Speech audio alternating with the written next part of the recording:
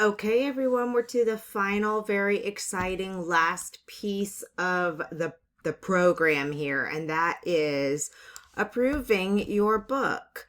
Let me try to adjust the size on this here so that we can see everything on one thing. There we go. Okay, so when you log into IngramSpark while you're waiting for your book, it'll say pending review until it says, oh, waiting for your approval. So that's very exciting. Yay. So what happens in the approval process?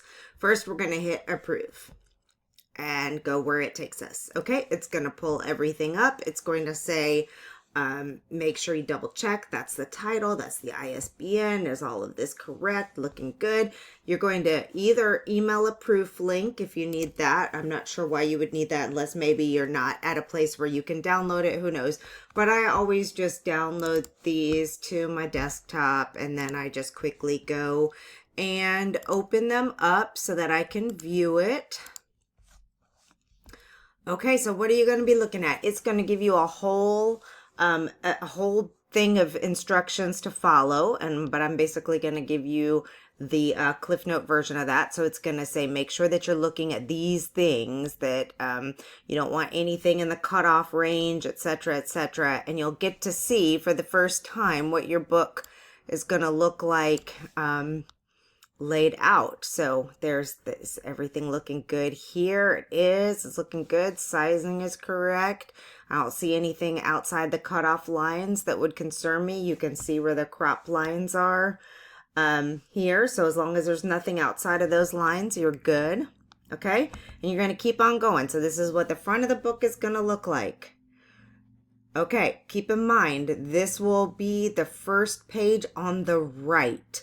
So if you do download it and want to see what it looks like in a spread, you can do that and open it up in a 2-page view, but just make sure you have it set. You'd have to add a page so that you can make sure that this is on the right. But we know that's on the right. Copyright page is the back of that. This will be the first page on the right, a blank page on the back, table of contents on the front, blank page on the back of the table of contents, and then chapter 1, page 1 starts on the right side.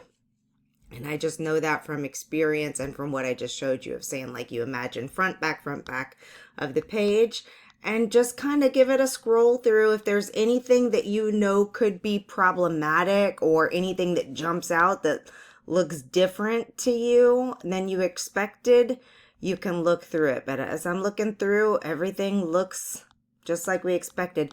Now I'm going to make sure there is one thing. Okay, that's good. This needed a blank page in front of it because this page is designed to be cut out. So we want to make sure that the page in front of it is blank. That's good. Okay. And then it keeps on going. Great.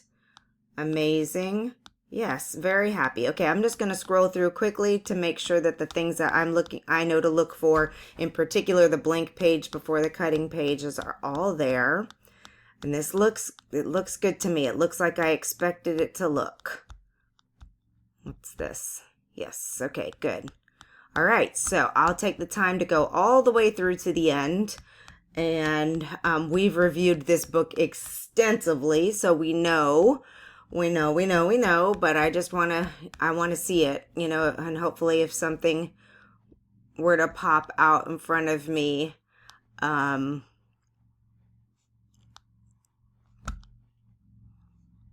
just looking at different things to make sure they are what we want.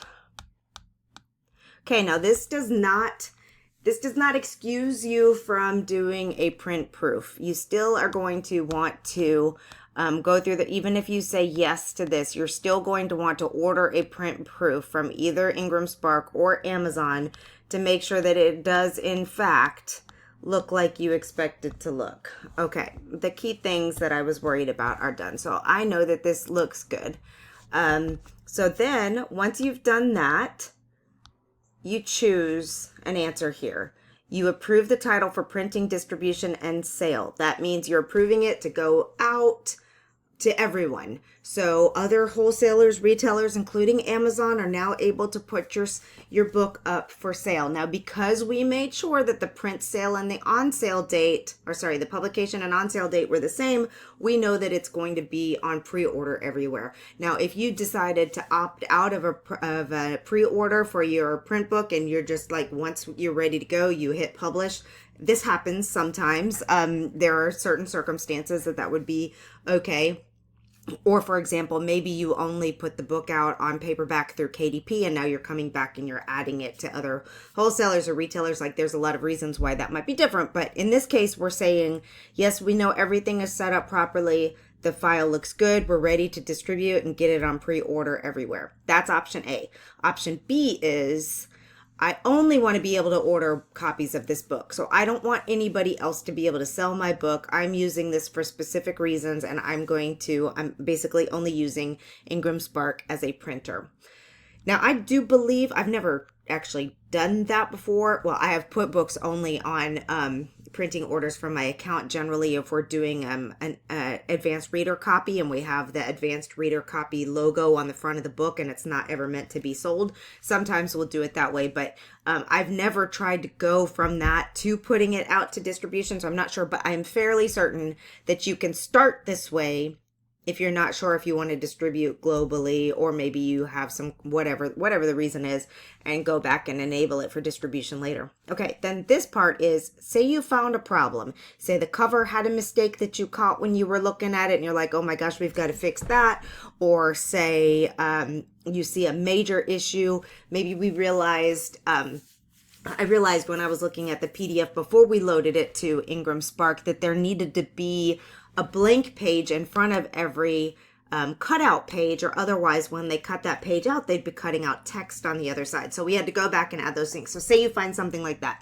Then you're going to click this one and you're going to say, I'm going to change the files basically. So since I'm not doing that, I'm just going to walk you through that process. So what happens when you click that, and it's happened before, we've found mistakes, you click that and then it's going to give you the option to continue and basically take you back to the page where you upload your new files, and you just go through exactly the same process again.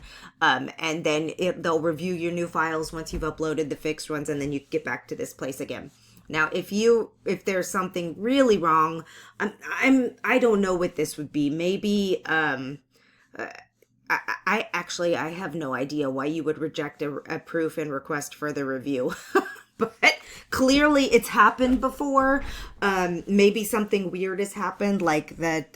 Who knows? There's mistakes that you've made in your own file that you would fix and reload. I'm not sure what would send you to this one, but if there's something that you think they need to fix on their end, you would click this button and put in your notes and then add in your information of where you want them to send a confirmation email. We're good with this proof though. And keep in mind, later on, if you find something after you've done your a print proof preview, you can always reload files, or if you make changes later on down the road that aren't significant enough to require a second edition, like say you find some typos a couple weeks after launch or something like that, you can always upload new files and go through the process again. And it just, once your new files are approved, they replace the old files. Okay. So, do you want to promote your title? Again, you can always click on the question mark to find out, but basically they want to know if you want to pay for marketing. I almost always say no. You can opt into marketing later on if you want to, but to be honest, we have not seen good results. That's a different video entirely. So, all right. So we've gone through the process of clicking OK.